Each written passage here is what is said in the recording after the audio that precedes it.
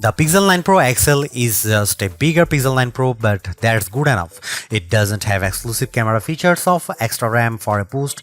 It's just got a bigger display and bigger battery. That means the Pixel 9 Pro is an even better pick this year, but it also means that you can choose your Pixel based on the size you like, not the features you need. While Google announced 4 phones at its August 2024 event, the standard Pixel 9 and Pixel 9 Pro XL are the two that hit the market first on August 2020. Meanwhile, the Pixel 9 Pro and 9 Pro Fold arrive on the scene September 4.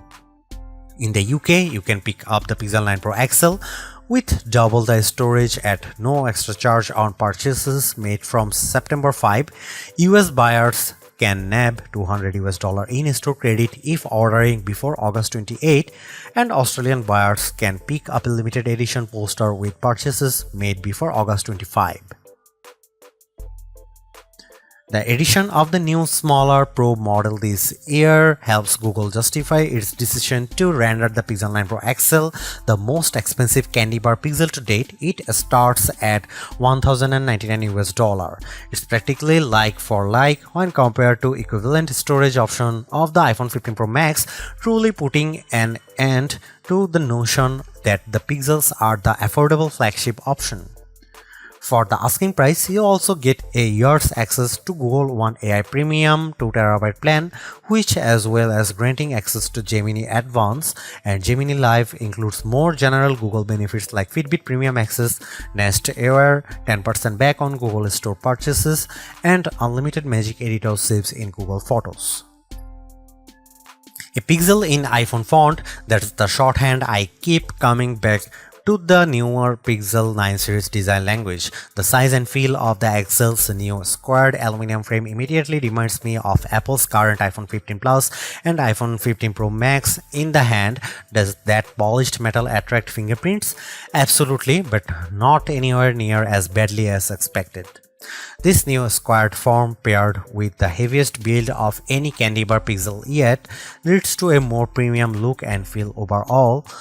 This is helped further by the Pixel 9 Pro XL's slimmer profile compared to the Pixel 8 Pro, and side by side with my wife's old Pixel 6 Pro, the jump in build quality is truly impressive. One update I'm not sure I love quite so much is the loss of the camera bar, which is replaced in this generation with a camera peel that protrudes out of the phone's rear panel at 90 degrees. It makes for a more bold and confident aesthetic, but it's not as quickly identifiable as the bar. As well as the cosmetic changes, Google also claims that the Pixel 9 Pro XL's new mid-frame design, not to mention its 100% recycled aluminum outer frame, Gorilla Glass Victus 2 front and rear panels, and IPC certified protection against dust and water ingress, make the new phone twice as durable as its predecessor. In my time with the Pixel 9 Pro XL, by trying to keep it out of harm's way as much as possible, the finish has remained unscathed, but whether it will age as gracefully as its titanium-clad competition from Apple and Samsung remains to be seen.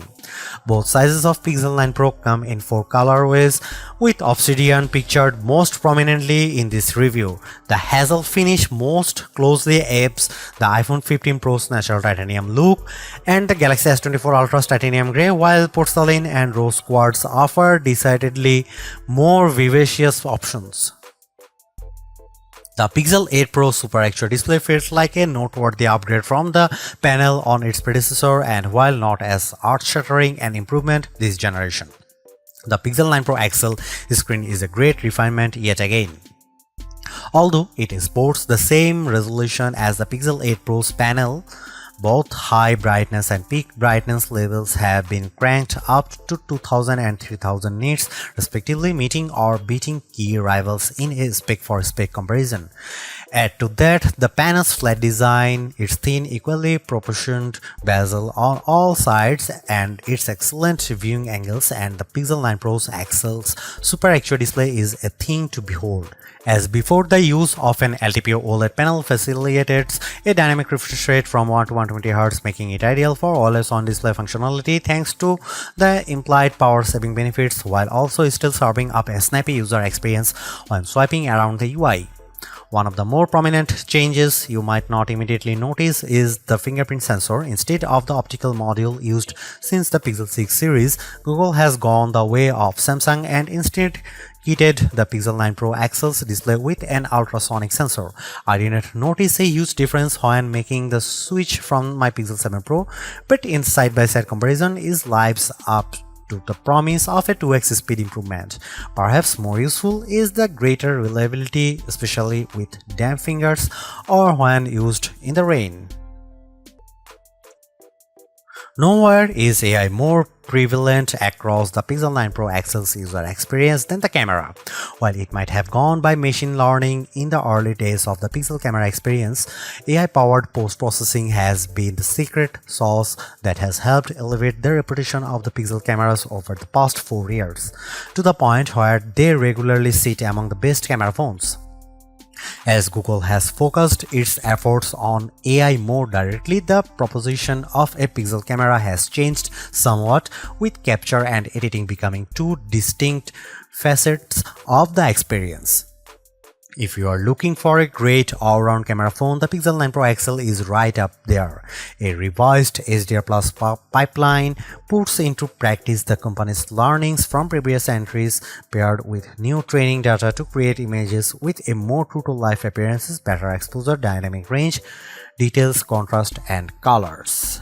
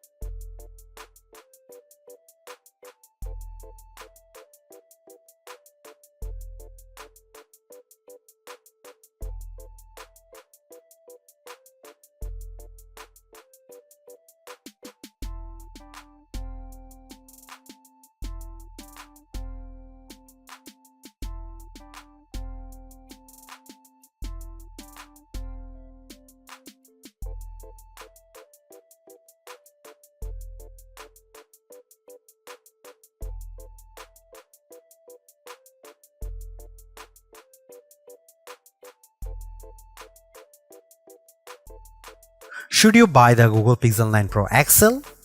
Buy it if you want the richest mobile AI experience. Samsung's Galaxy AI is great, but Google's execution with Gemini Advanced is easier, richer, and more fun to use. Buy it if you want an excellent camera phone. The Pixel 9 Pro XL's camera system is a small but appreciated upgraded on its predecessors, highlighted by a new bag of AI-supported tricks you can't get outside of the Pixel family. Buy it if you plan on using this phone for a long time. Still among the best there is Google commitment to 7 years OS and security updates is once again hard to argue with. Don't buy Google Pixel 9 Pro XL if you want fast charging. Battery life is greatly improved, but despite a bump in speed, the Pixel 9 Pro XL's 37-watt wired charging is still well behind what rivals like OnePlus and Xiaomi offer. Don't buy it if you want the best RAM and memory. While Samsung forges ahead, Google seems reluctant to move to the latest, fastest, and most power-efficient RAM and storage in its phones, which stings when they cost about the same. Don't buy it if you want to play a lot of games. Google's mobile silicon isn't built for gaming, and while the Tensor G4 handles intense games as well, you will get a much better experience with a recent iPhone or any flagship rival running the latest Snapdragon chipset.